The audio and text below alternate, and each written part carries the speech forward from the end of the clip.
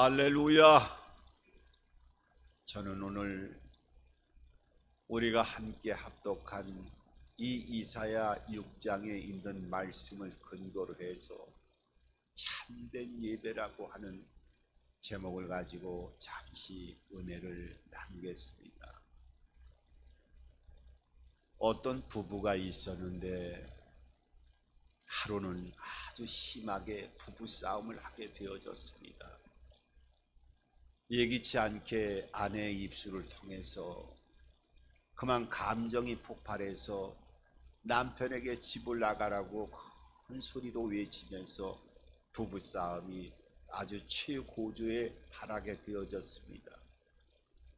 이때 남편도 집을 나가라고 하는 아내의 이런 흥분에 찬 소리를 듣게 되어지니까 그럼 내가 못 나갈 것 같으냐 하면서 자리를 박차고 집을 나가게 되어졌어요. 그리고 나서 한참 있다가 다시 남편이 집으로 돌아오게 되어졌는데 아주 흥분이 가시 않은 아내가 또 다시 돌아온 남편에게 그렇게 쏘아붙였습니다. 아니, 집을 나간 사람이 왜 다시 돌아왔느냐고. 그랬더니 남편이 뭐라고 얘기를 하느냐 하면, 내가 집을 나가서 가만히 생각해 보니까 집에 가장 소중한 것을 두고 왔기 때문에 다시 집으로 돌아왔느라고 얘기를 하니까 아내가 그렇게 얘기를 했습니다. 아니, 소중한 게 도대체 무엇이길래 다시 이 소중한 걸 가지러 그 흥분한 가운데 집에 왔느냐고 하니까 남편이 그렇게 이야기를 했습니다. 아내를 바라보면서 바로 당신을 두고 왔기 때문에 내가 다시 집으로 들어오게 된 것입니다. 이렇게 대답을 해주게 되니까 결국은 가장 소중한 것이 아내라고 하는 것을 알게 되니까 서로 웃음을 금치 못하게 되어졌고 서로 얼굴을 바라보면서 웃다가 보니까 그만 흥분도 다 떨어져 나가고 서로 웃다가 화해를 하게 되어졌다는 것입니다. 우리가 삶을 살아가다 보면 많은 소중한 것들이 있습니다만은 여러분 인생을 살아가면서 가장 소중한 것이 어떤 것이라고 여러분들은 생각을 하고 계십니까? 아마 인생을 살아가면서 가장 소중한 것을 생각해 보라고 한다면은 저는 서슴없이 하나님을 만나는 것이 이 땅을 살아가면서 가장 소중한 것을 다시 한번 그 소중함을 깨닫게 되어지는 가장 소중한 가치를 갖는 것이 바로 하나님을 만나는 것이 아닌가 하는 생각을 해보게 됩니다. 성경에 보면 하나님을 만난 많은 사람들의 이야기가 있는데 특별히 성경에 보면은 아주 구체적으로 하나님을 만난 사람들의 이야기가 신약 성경과 구약 성경에 그 하나님의 보좌를 보고 영광을 본 사람들의 이야기가 하나님 말씀을 통해서 기록되어 있는 것을 보게 됩니다.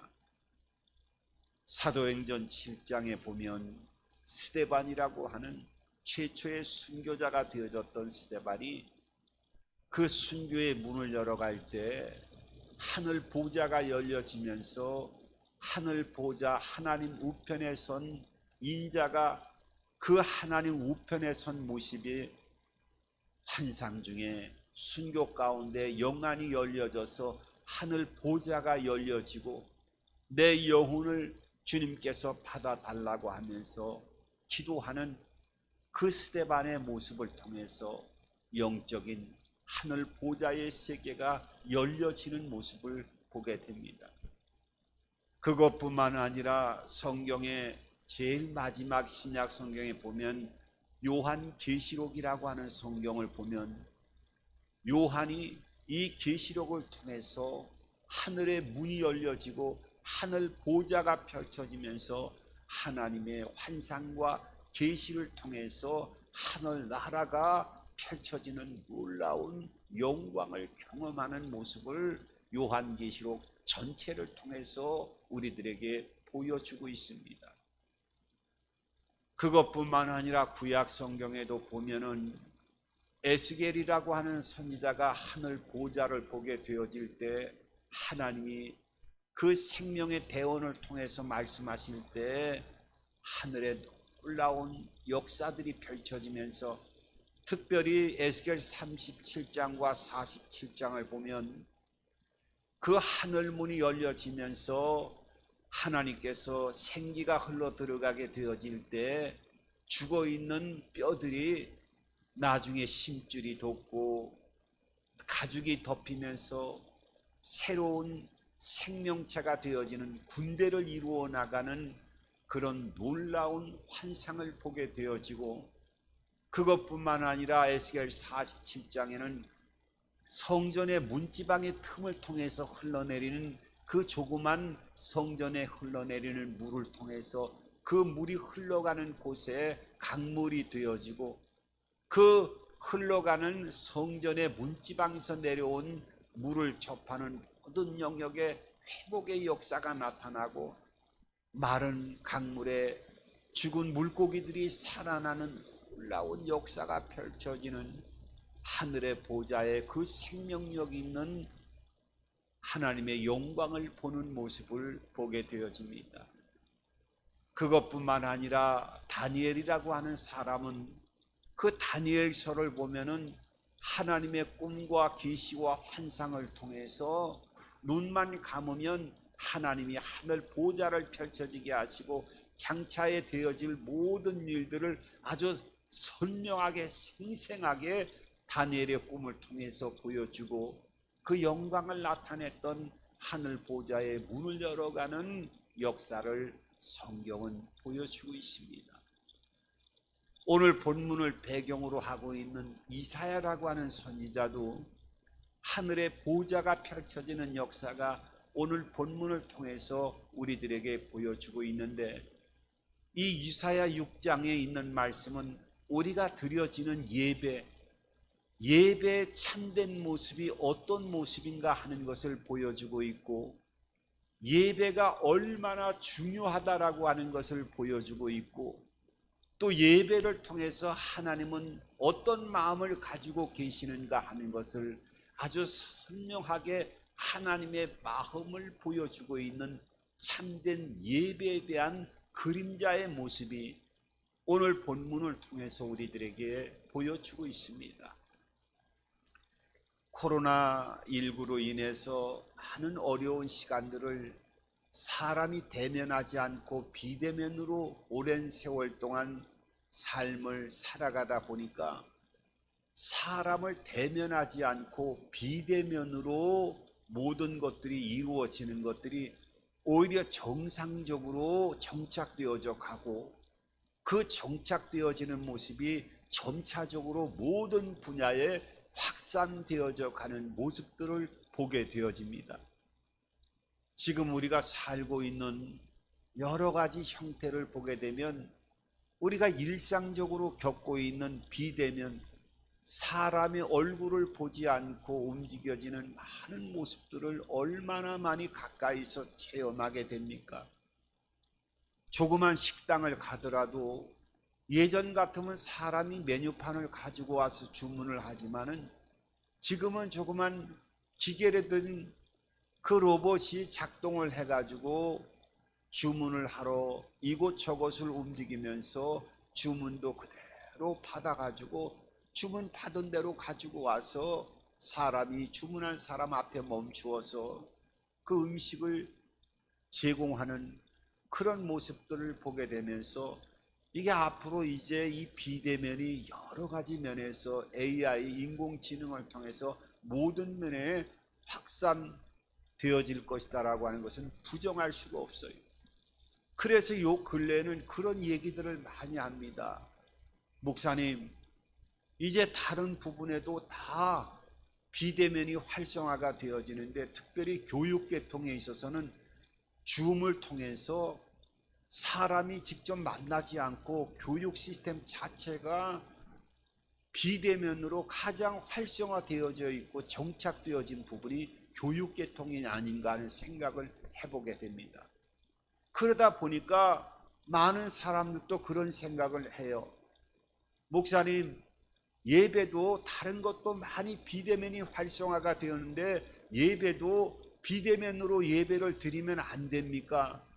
그동안에 코로나19로 인해서 비대면도 그렇게 다 국가적으로 교회적으로도 허용을 하고 지금 정착이 되어졌는데 앞으로도 코로나19가 끝났지만은 그 전이나 이후나 세상의 법칙을 따라가면서 비대면으로 예배를 드려도 하나님께서 그것을 다 받으실 터인데 비대면으로 예배를 온라인으로 드리고 뭐 예물도 또 계좌로 해갖고 이체를 하게 되면 하나님 앞에 온전한 예배를 드리는 거 아닙니까? 라고 이렇게 물어오는 성도님들도 계시고 또 앞으로 그렇게 되어질 것이다 라고 하는 것을 생각하면서 많은 분들이 교회에 예배 드리러 나오지 않는 모습들을 보게 됩니다.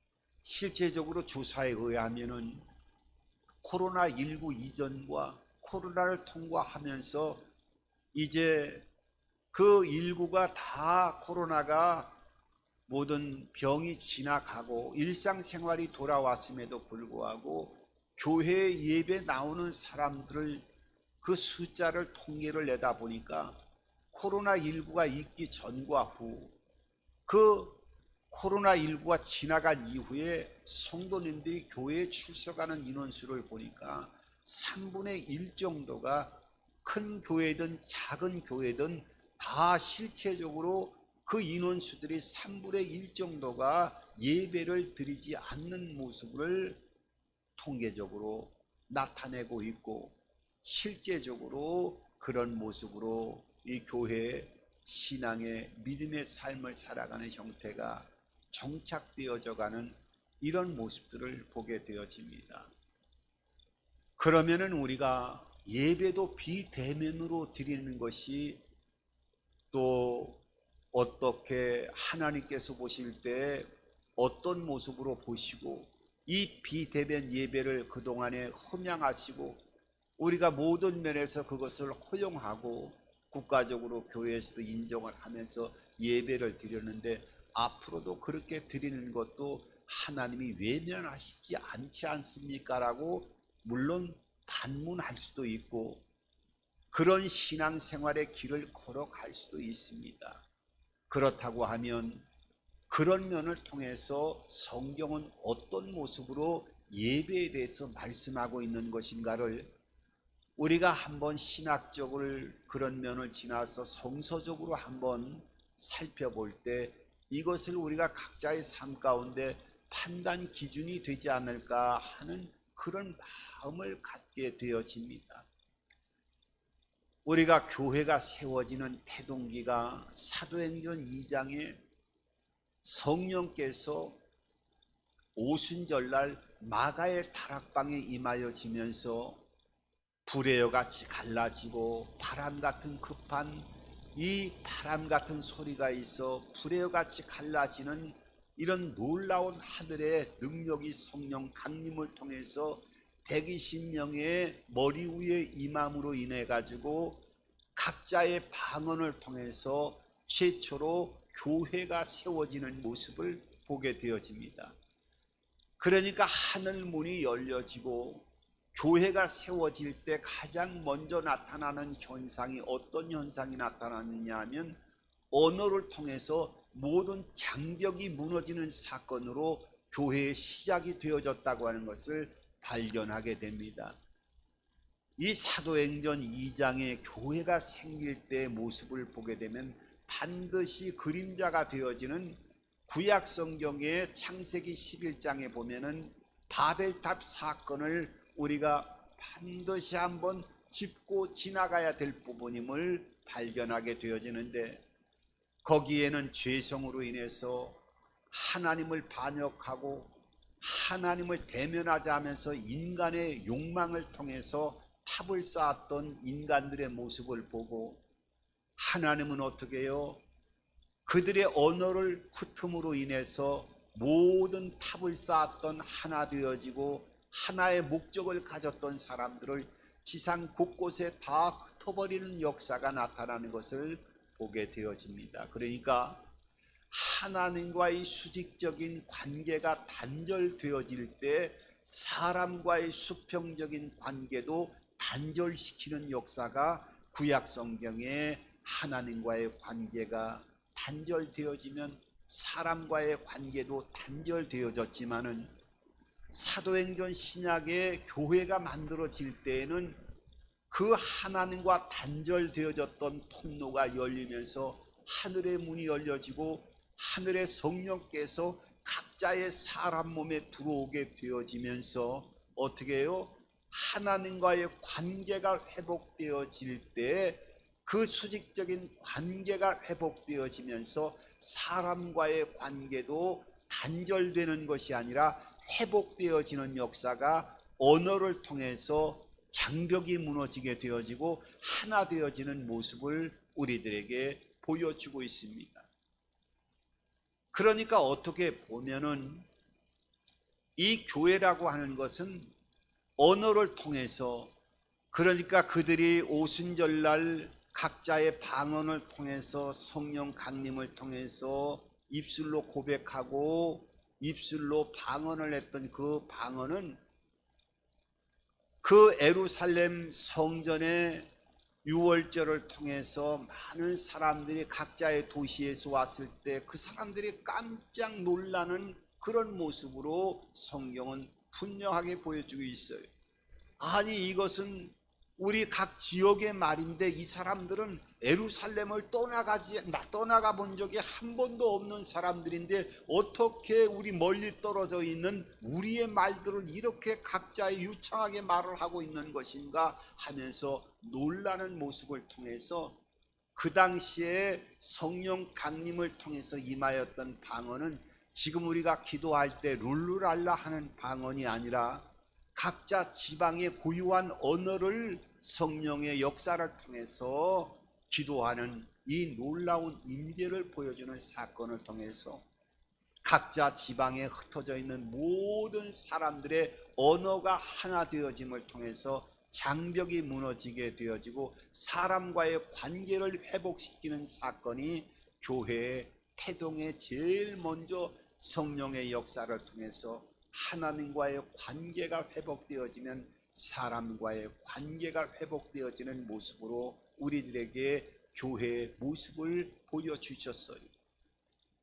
그러니까 우리가 교회에 예배를 드린다라고 하는 이 예배는 하나님을 만나는 것과 동시에 사람을 만나는 시간임을 우리들에게 가르쳐주고 있는 것입니다.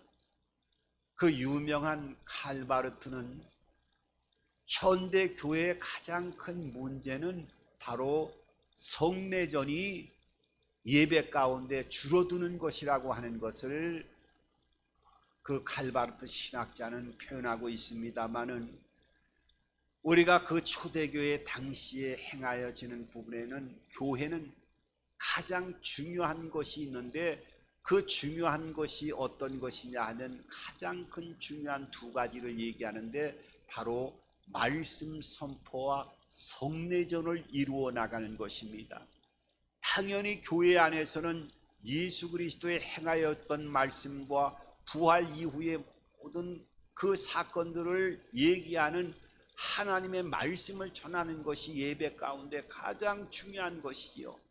하지만 또 중요한 것은 성례전, 이 성례전 중에 성찬이라고 하는 것은 우리가 한 달에 한 번 떡을 떼면서 포도주를 마시면서 주님의 죽으심을 기억하면서 주님 오실 때까지 기억하는 것이 바로 성만찬인데 이 성만찬이 초대교회에는 말씀과 더불어 말씀이 끝나면은 매일매일 말씀이 끝나는 대로 이 성만찬을 행하면서 같이 함께 예배가 어우러지는 모습을 통해서 하나님과의 관계를 이루어 나가고 사람과의 교제가 이루어 나가는 예배의 본질을 우리들에게 보여주고 있습니다마는 현대에 와서는 급격히 하나님의 말씀은 많이 선포되어지면서도 사람과의 교제는 이루어지지 않는 모습들이 계속 시대가 변하면서 교회가 대형 교회가 되어지면서 예배는 예배 시간 가운데 가장 많은 시간을 차지하면서 사람과의 교제가 이루어지는 성만찬은 어마어마하게 그 시간이 줄어들게 되어지면서 어떻게 됩니까? 예배에 하나님과의 말씀을 드리면 예배를 드리는 것이다라고 하는 예배의 개인화가 상식적으로 정착화가 되어지고, 그 예배는 예배당에 와서 말씀만 들으면은 예배를 드린다라고 하는 잘못된 이런 이미지가 우리 교회 자체에서 성도님들에게 이런 잘못된 모습으로 보여주고 정착되다 보니까 이런 팬데믹 상황이 지나간 상황에서도 예배는 말씀만 듣는 그런 상황에 많은 사람들이 각인이 돼 있다 보니까 이 말씀을 듣기 위해서 성전 자체에 올 필요가 뭐 있겠느냐, 온라인을 통해서 말씀을 듣고 헌금도 온라인으로 드리면 되지 않겠느냐 하는 이런 생각을 갖게 되어지는 모습을 발견하게 되어집니다. 여러분, 오늘 성경은 그 외관적인 모습을 볼 때에는 예배는 하나님과의 관계를 통해서 하나님을 만나는 시간이고 또 사람을 만나는 시간임을 성경은 우리들에게 성서적으로 분명하게 초대교회의 모습을 통해서 우리들에게 보여주고 있습니다. 그렇기 때문에 어떤 상황이 있어도 특별한 천재지변이라든지 여러 가지 모일 수 없는 어떤 상황이 있다라고 하는 극단적인 사람의 인력으로 할 수 없는 어떤 부분이 있다고 하면 어쩔 수가 없겠지만은, 먼저 세상과 달리 예배는 하나님의 성전으로 모여서 함께 하나님의 말씀을 듣고 성만찬을 통해서, 아니 사람과의 교제를 통해서 서로 친교를 나누고 또 섬김과 봉사를 통해서 함께 이루어 나가는 것, 이것이 예배의 진정한 중요한 부분이 되어진다고 하는 것을 우리들에게 가르쳐주고 있기 때문에 일단 모이기에 힘써야 되는 것은 어떠한 환경 가운데 놓여 있다 할지라도 가장 기본이 되어져야 된다고 하는 것을 성경적으로 우리들에게 가르쳐주고 있습니다. 그러면은 그 내면의 세계는 어떤 것을 보여주고 있을까요? 오늘 이사야 이 6장에 있는 이 하늘 보좌가 열려지는 사건을 통해서 이 예배의 중요성과 본질의 내용의 부분들을 몇 가지로 우리들에게 가르쳐주고 있습니다. 먼저 이 예배를 대하기 전에 오늘 아주 중요한 경고를 하고 또 위험하다라고 하는 것, 이 예배를 드릴 때 주의사항이 있다라고 하는 것을 오늘 1절에 보면 우시야 왕이 죽던 해라고 하는 이 놀라운 표현을 통해서 예배 드리기 전에 우리의 삶을 환기시키고 주의를 주는 모습을 보게 되어집니다. 그러니까 우리가 중요한 냉장고라든지 큰 가전제품을 살 때 거기에 주의사항을 담고 있는, 반드시 주의사항을 읽어봐야 될 그런 사항들이 있어요. 그래야 그 주의사항을 읽고 우리가 가전제품을 사용하면은 그 가전제품이 오랜 기간 동안 잘 고장이 나지 않고 사용하는 것처럼 주의사항을 몇 가지로 잘 읽어보고 그대로 행하면 그 가전제품을 잘 사용하는 것처럼, 오늘 우시야가 죽던 해라고 하는 본문 1절을 통해서 분명하게 예배가 드려질 때 우리가 주의해야 되는 부분을 말씀하고 있는데, 이 우시야가 죽던 해라고 하는 이 우시야 왕이라고 하는 것은 그 당시에 한 왕으로서 52년을 통치했던 사람이 바로 우시야 왕이었습니다. 여러분, 52년을 한 왕으로 통치를 했다고 하면 그 당시에 정치, 경제, 군사 모든 영역에 확고한 안정성을 가지고 있고 모든 면에서 왕권을 구축했던 사람이 바로 우시야 왕이었어요. 그러니까 처음에는 그의 스승이 되었던 스가랴 목사님의 여러 가지 영향을 받아 가지고도 하나님과의 관계를 잘 이루어 나가면서 왕권을 잘 다져서 내치나 외치를 잘 완벽하게 이루어 나갔던 사람이 바로 우시야였는데, 이 우시야 왕이 너무 모든 면에서 강력해지다 보니까 제사장들이 드려지는 예배를 내가 다 드려도 되지 않겠느냐, 내가 주관해도 되지 않겠느냐, 내 힘이 얼마나 막강한 힘을 갖고 있는데 얼마든지 가능하지 않느냐, 왕권의 주권과 하늘의 신권이 놓여져 있을 때 눈으로 보여져 있는 강력한 힘을 갖고 있는 왕권은 보이지 않는 영적인 세계를 다루고 있는 이 신권을 내가 보이는 세계로 보이지 않는 세계를 다스리고 움직여도 되겠다 하는 이런 잘못된 교만을 가지고 예배를 집도하다가 결국은 우시야 왕이 어떻게 됩니까? 문둥병이라고 하는 절망적인 병이 온몸에 퍼지기 시작하면서 하나님께 버림을 받게 되어지고 또 공동체인 이스라엘 백성들과 격리되어지는 모습을 통해서 그 문둥병이 발한 이후부터 평생을 뒷방에서 거하다가 절망적으로 쓸쓸히 인생의 그 모든 삶을 마감한 사람이 바로 우시야 왕이었음을 성경적으로 사건들을 통해서 우리들에게 보여주고 있는데, 이 예배는 바로 이 우시야 왕이 죽었을 때 이사야가 환상을 통해서 본 이 과정을 통해서 이 예배라고 하는 것은 내 힘으로 모든 것들을 주관하고 눈으로 보이는 세계가 가장 우선되어지는 것이 아니라 보이지 않는 신적인 하늘로부터 내려오는 영적인 세계가 펼쳐지고 있는 이 영의 세계를 잘 주의 깊게 바라보면서 이 영의 세계를 육의 세계로 판단해서는 안 된다라고 하는 주의사항을 먼저 하나님께서 예배를 통해서 우리들에게 보여주고 있어요. 그러면 예배라고 하는 것이 뭐냐? 여러분, 예배는 사람들에게 구속시키기 위해서 주는 것이 아니라 하늘의 놀라운 영광을 보여주고 그 영광을 체험하면서 나의 죄를 깨닫게 하고 그 죄를 통해서 그 죄를 구원해 주시는 구원의 역사, 다시 말하면 예배는 하나님의 영광과 임재를 보여주고 그것을 체험하면서 어떻게 해요? 나를 죄 가운데 구원해 주셨다라고 하는 영원한 생명을 주셨다라고 하는 것을 확인하면서 은혜와 감격으로 하나님과의 관계를 이루어 나가는 것이 먼저 선행이 되어져야 된다고 하는 것을 오늘 본문 1절과 2절과 3절을 통해서 하늘 보좌를 통해서 우리들에게 말씀하고 있어요. 1, 2, 3절을 보면 다시 한번 보겠습니다.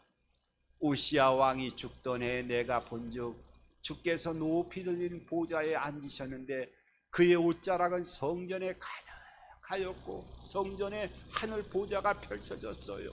2절에 보니까 스랍돌이 모시고 섰는데 각기 6날개가 있어 그 둘로는 자기의 얼굴을 가리웠고 그 둘로는 자기의 팔을 가리웠고 그 둘로는 날며 그 하나님 보좌 앞에 있는 6개 날개가 있는 스랍들이 가까이 모시고 있는 특별한 천사들이 날아다니면서 3절에 어떻게 말씀합니까? 서로 불러 이르되 거룩하다 거룩하다 거룩하다 만군의 야훼여 그의 영광이 온 땅에 충만하더라. 그러니까 이 천사들이 하늘 보좌에서 하나님 앞에 거룩 거룩을 외치면서 그 영광이 온 땅에 가득하게 놓여졌다고 말씀하고 있어요. 그러니까 이 거룩이라고 하는 것은 구별된다라고 하는 것이잖아요. 우리가 예배 시간은 세상과 구별되어지는 시간이고 이 영광이 온 땅에 두루 임하였다라고 하는 영광은 하나님의 실체를 실제적으로 경험하는 시간이에요. 그러니까 세상과 구별되는 시간 가운데 하나님의 임재를 체험하게 되어지고 그 임재가 어떤 영역에서 영광을 경험하게 되어지느냐, 오늘 7절을 보면은 이렇게 말씀하고 있어요. 그것을 내 입술에 대며 이르되 보라 이것이 내 입에 닿았으니 내 악이 제하여 졌고 내 죄가 사하여 졌느니라 하더라. 5절에 먼저 어떻게 해요? 자기가 죄인이라고 하는 것을 먼저 깨닫게 되어집니다. 그때 내가 말하되 화로되 나여 망하게 되었도다. 나는 입술이 부정한 사람이, 나는 입술이 부정한 백성 중에 거주하면서 만군의 야훼의 신 왕을 배웠음이로다 하였더라. 그러니까 이 거룩 하나님의 영광이 임하여지는 예배 가운데 그 실체를 경험하게 되어질 때 제일 먼저 나타나는 사항이 어떤 현상이었어요? 내 자신이 죄인이라고 하는 것을 깨닫게 되어졌고, 그 깨달음에서 그치는 것이 아니라 그것을 깨달았다라고 보았을 때 천사들이 보좌 앞에 있는 숯불이 달궈져 있는 그 숯불을 부적갱이로 잡아다가 이사야의 입술에 지지니까 모든 악이 제하여 졌고 모든 죄가 사하여 졌다고 성경은 말씀하고 있지 않습니까? 그러니까 이 죄 사함을 얘기하는 거예요.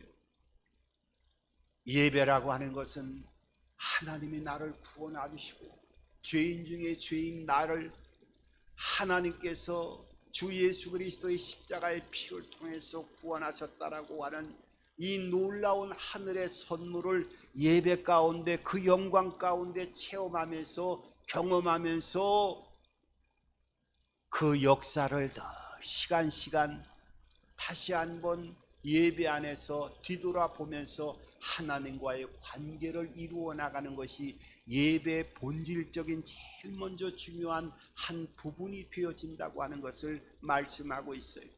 여러분, 예배 가운데 우리가 하나님 말씀을 들으면서 제일 먼저 나를 구원하시고 내가 죽음 이후에도 영원한 생명이 있다라고 하는 그 감사와 기쁨으로 하나님과의 교제가 이루어지는 예배의 문이 열어지는 역사가 여러분 삶 가운데 예배를 드리면서 제일 먼저 두려움과 떨림과 은혜와 감사로 여러분의 마음속에 떠오르고 그 은혜를 경험하게 되어집니까?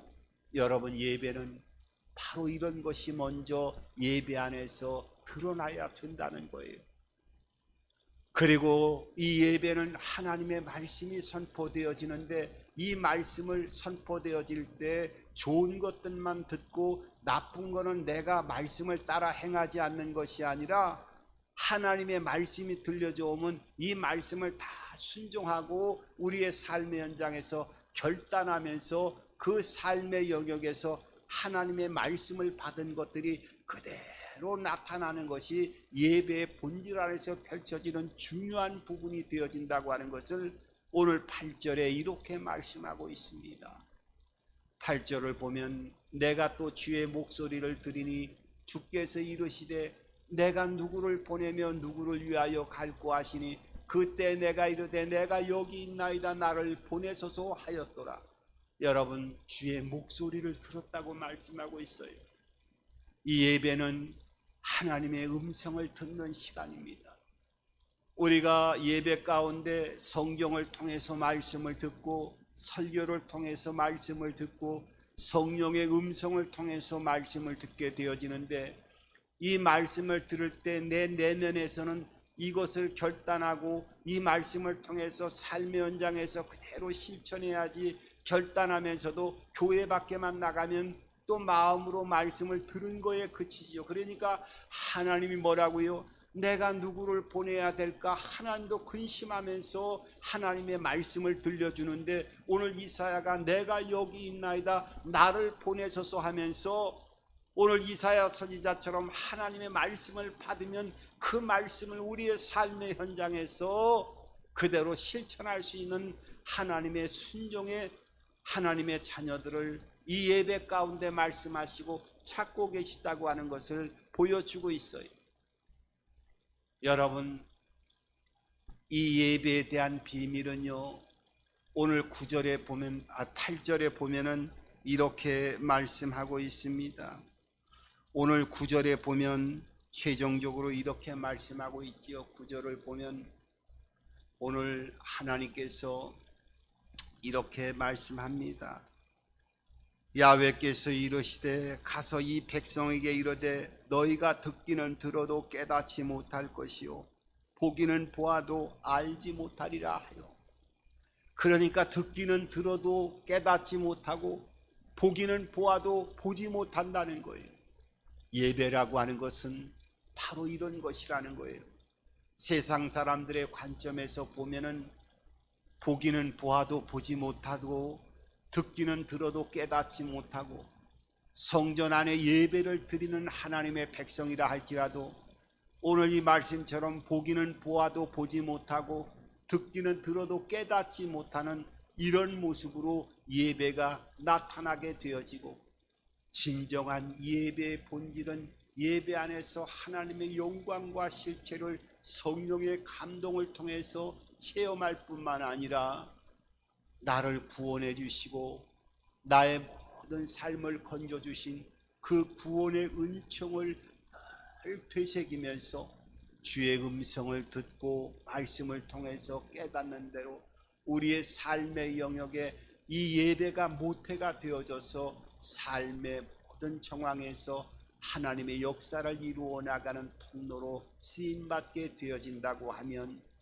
이 예배를 통하여 놀라운 영광과 은혜와 복이 우리의 삶의 영역에 펼쳐진다고 하는 것을 잊지 마시고, 오늘 예배를 통하여 날마다 시간마다 하늘 보좌가 열려지고 주의 음성을 듣고 주님의 영광의 통로가 되어질 수 있는 저와 여러분들의 삶이 되기를 주님의 이름으로 축원합니다.